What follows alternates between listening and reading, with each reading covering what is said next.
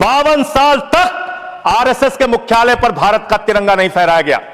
भारत के तिरंगे का अपमान किया इन लोगों ने। सदन की परंपरा मुझे अपनी बात करने दीजिए, प्लीज। मैं अपनी बात करने दीजिए। आप कहिए, लेकिन आप वही बात कर सकते हैं जो सदन की परंपरा। आपने हमारे राष्ट्रगान का अपमान किया, उसके खिलाफ कार्रवाई होनी चाहिए। उन लोगों के खिलाफ, उन संस्थाओं के खिलाफ जिन्होंने राष्ट्रगान के खिलाफ लिखा, जिन्होंने तिरंगे का अपमान किया। हेडगेवार जी ने अपने संघ के स्वयंसेवकों को 1930 में पत्र लिखा, 1930 में पत्र लिखा। सर, मुझे अपनी बात कहने दीजिए। ये दबाने का काम नहीं चलेगा, ये दबाने का काम नहीं चलेगा। आप मेरा समय ले रहे हैं, आप मेरा समय ले रहे हैं सर। मैं नहीं ले रहा हूं, आप मेरा समय ले रहे हैं, आप खुद मेरा समय ले रहे हैं। मुझे अलाउ कीजिए, मैं अपनी बात को समझता हूं। राष्ट्रगान का भी अपमान नहीं होना चाहिए, इसके लिए कानून है। भारत के तिरंगे का भी अपमान नहीं होना चाहिए, इसके लिए भी कानून है।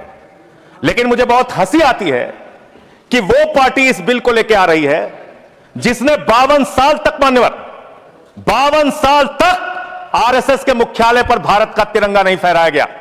भारत के तिरंगे का अपमान किया इन लोगों ने। सदन की परंपरा। मुझे अपनी बात करने दीजिए, प्लीज। मैं अपनी बात करने दीजिए। आप कहिए, लेकिन आप वही बात कर सकते हैं जो सदन की परंपरा। प्लीज। हेडगेवार जी की एक चिट्ठी पढ़ना चाहता हूं प्लीज सर। ये डॉक्यूमेंटेड चीज कैसे नहीं पढ़ने देंगे? एक मिनट आप डॉक्यूमेंटेड चीज कैसे नहीं पढ़ने देंगे? हम बता रहे, माननीय संजय, मेरा समय रोकिए सर, मैं बता रहा हूं, मेरा समय रोकिए। आप माननीय सदस्यगण, किसी भी डॉक्यूमेंटेड चीज को आपको रखने का तब अधिकार है जब माननीय चेयरमैन से आप परमिशन लेते हैं। क्योंकि परमिशन नहीं है, इसलिए मैं इसकी इजाजत नहीं दे सकता। आप विषय पर बोले। माननीय Sanjay ji, please take your seat. मान्यवर, आज वो लोग वंदे मातरम के खिलाफ सख्त कानून बनाने की बात कर रहे हैं। एक पत्रिका है ऑर्गेनाइजर 1949 में, जिसने लिखा राष्ट्रगान आइटम ऑफ एंटरटेनमेंट है। आपने हमारे राष्ट्रगान का अपमान किया, उसके खिलाफ कार्रवाई होनी चाहिए। उन लोगों के खिलाफ, उन संस्थाओं के खिलाफ जिन्होंने राष्ट्रगान के खिलाफ लिखा, जिन्होंने तिरंगे का अपमान किया। हेडगेवार जी ने अपने संघ के स्वयंसेवकों को 1930 में पत्र लिखा, 1930 में पत्र लिखा। सर, मुझे अपनी बात कहने दीजिए। ये दबाने का काम नहीं चलेगा, ये दबाने का काम नहीं चलेगा। आप मेरा समय ले रहे हैं, आप मेरा समय ले रहे हैं सर। मैं नहीं ले रहा हूं, आप मेरा समय ले रहे हैं, आप खुद मेरा समय ले रहे हैं। मुझे अलाउ कीजिए, मैं अपनी बात को समझता हूं। नष्ट कर रहे हैं सर, मेरा इनसे बड़ी विनम्रता पूर्वक सवाल है, संघ की शाखाओं में आप तिरंगा क्यों नहीं फहराते? आप क्यों नहीं फहराते?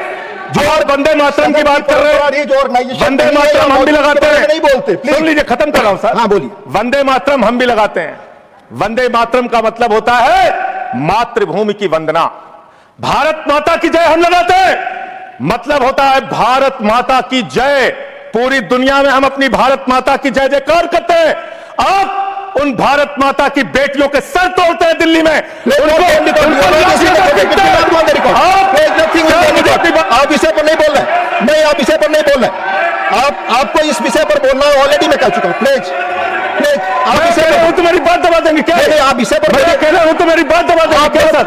हमेशा प्लीज, मैं बात पर बोलिए। मैं मुझे अपनी बात कहने दीजिए सर। हाँ बोलिए, मुझे अपनी बात कहने दीजिए। आप मातृभूमि की वंदना, मातृभूमि की वंदना तब होगी जब भारत माता के बेटे बेटियों का आप सम्मान करेंगे। मातृभूमि की वंदना तब होगी जब भारत के किसानों का आप सम्मान करेंगे। मातृभूमि की वंदना तब होगी जब हिंदुस्तान के मजदूरों का आप सम्मान करेंगे। आप सबका शोषण कर रहे हैं, सबके ऊपर लाठियां चला रहे हैं। अरे सर, अंतिम लाइन खत्म कर रहा हूं sir. Ashok Kumar, no, you are not interested in speaking now. आपको अधिक समय दिया मैंने संजय जी। एक मिनट, हाँ बोले संजय जी, बोले कंक्लूड करें। बोले, आपको अधिक समय मैंने दिया, कंक्लूड करें। आप बोले संजय जी, प्लीज। मैं खत्म कर रहा हूं। बोलिए सर।